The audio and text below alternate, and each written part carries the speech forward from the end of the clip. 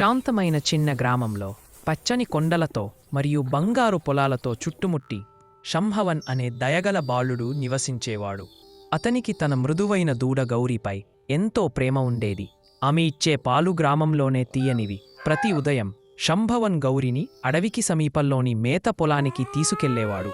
గౌరీ మృదువైన పచ్చికను ఆనందంగా నములుతుండగా శంభవన్ ఉల్లాసమైన పాటలు పాడేవాడు. వారు ఎంతో మంచి స్నేహితులు. కాని ఒక మధ్యాహ్నం ఆ ప్రశాంత వాతావరణం మారిపోయింది. అడవిలోని చీకటి నీడల మధ్య నుండి స్కార్ అనే శక్తివంతమైన సింహం బయటకు వచ్చింది. అతని కళ్ళలో ఆకలి జ్వాలలు దహించాయి మరియు అతని నారింజ రంగు శరీరం మసకబారుతున్న సూర్యకాంతిలో మెరిసింది.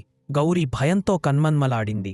కాని శంభవన్ ధైర్యంగా ఆమె ముందుకు అడుగుపెట్టాడు. స్కార్ అని అతను చెప్పాడు, నీవు ఎవరిని అయినా తీసుకోవలసి ఉంటే నన్నే తీసుకో. గౌరీ నా స్నేహితురాలు, ఆమెకు హాని కలగకుండా నేను చూడగలను. స్కార్ ఆగిపోయాడు.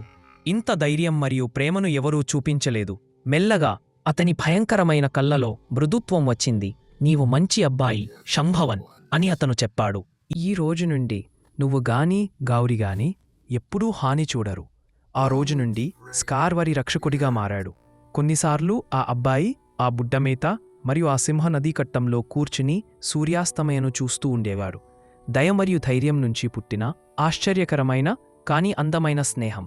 అలాగే ఆ నిశ్శబ్ద గ్రామంలో ప్రతి ఒక్కరూ ఒక సాదా సత్యాన్ని తెలుసుకున్నారు. నిజమైన ధైర్యం మరియు దయగల హృదయం అత్యంత కోపగల మనసులను కూడా మృదువుగా మార్చగలదు.